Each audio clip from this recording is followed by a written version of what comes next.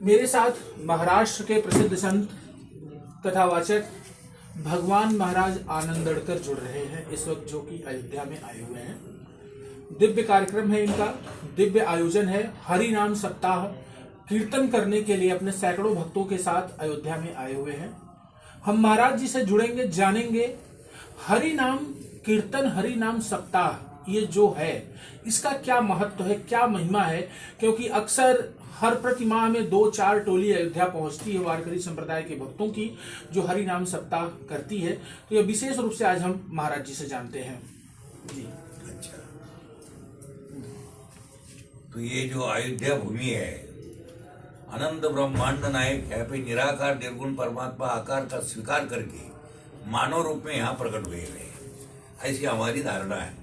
सबके कल्याण के लिए दशरथ नंदन कह रहे हैं स्वयं को। तो दशरथ का एक लाक्षणिक अर्थ ऐसा होता है, दश यानी 10, रथ यानी प्रभु के चरण में 10 रथ, जिसके इंद्रिय रथ है वही दशरथ है। और ऐसा जो कोई है भक्त, वहाँ पे राम प्रकट होते हैं। तो ऐसे दशरथ जी के यहाँ, कौशल्या माता जी के यहाँ भगवान अयोध्या जी में प्रकट हुए। ये पवित्र भूमि है, यहाँ के चरण धूलि यदि मस्तक को लग जाए तो ऐसी हमारी धारणा है, सब पापों का क्षालन हो जाता है, सब किलमी नष्ट हो जाते हैं। और राम बोले तो सभी का प्राणों का प्राण है, सबको चलाने वाली जो शक्ति, अचिंत्य शक्ति जो है। जैसे यहाँ पे इसमें एकीकरण पे सब पंखे चलते, फैन बोलते उसको, वैसे राम रूपी करंट से पूरी दुनिया हिलती, चलती, डुलती उसी से चलती है। महाराज जी, मैं जो जानना चाहता हूँ वो मेरी बात प्रश्न ये है, हरि नाम सप्ताह क्या होता है, इसकी क्या महिमा है, क्यों यह किया जाता है, इससे क्या लाभ मिलता है? हरि नाम बोले तो प्रभु का नाम, तो प्रभु का नाम, प्रभु के अवतार कार्य में प्रभु ने जो कार्य किया उद्धार, तो उससे भी वो नाम बढ़ के, नाम से बहुत लोगों का उद्धार हुआ है, नाम से पत्थर तरे हुए हैं। तो प्रभु के नाम से भी बढ़कर प्रभु का नाम है, इसलिए हरि बोले तो प्रभु, उसका नाम लेने के लिए ऐसे पवित्र क्षेत्र में आते रहते हैं और भगवत नाम का उच्चारण करते, 7 दिन कथा, रामायण भागवत कथा करते रहते हैं। यही इसका महिमा है। अब तक आपने अपने जीवन में कितनी कथाओं का आयोजन किया होगा, आपने कितनी कथाओं को सुनाया होगा? तो वैसे तो मैं 15 साल से इसमें जुड़े हुआ है, तो कम से कम एक 80-90 तो एक कथा हो गई मेरी भागवत रामायण की। और कीर्तन बोले तो मेरे से कम समूचे महाराष्ट्र में तुम्हारे पूरे कीर्तन हुए हुए।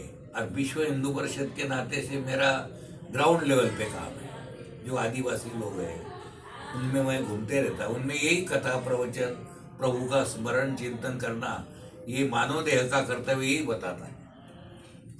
महाराज जी, वारकरी संप्रदाय के लोग, 2 चीजें उनकी बहुत खास है, काकड़ आरती और चक्री भजन। अच्छा, ये दोनों क्या होती है, काकड़ आरती और चक्री भजन?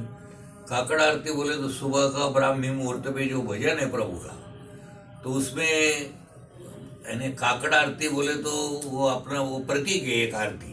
तो अपनी जो प्राण है, तो प्राण भी प्रभु को समर्पण करना, देह में जो आसक्ति है वो प्रभु को समर्पण करना, यही सही समर्पण भाव है, यही काकड़ आरती है। और चक्री भजन? चक्री भजन बोले तो प्रेम से हमने 2 शब्द भजन गाना, तुमने गाना, सब हिल मिल के गाना, उसके चक्री बोलते भजन हो।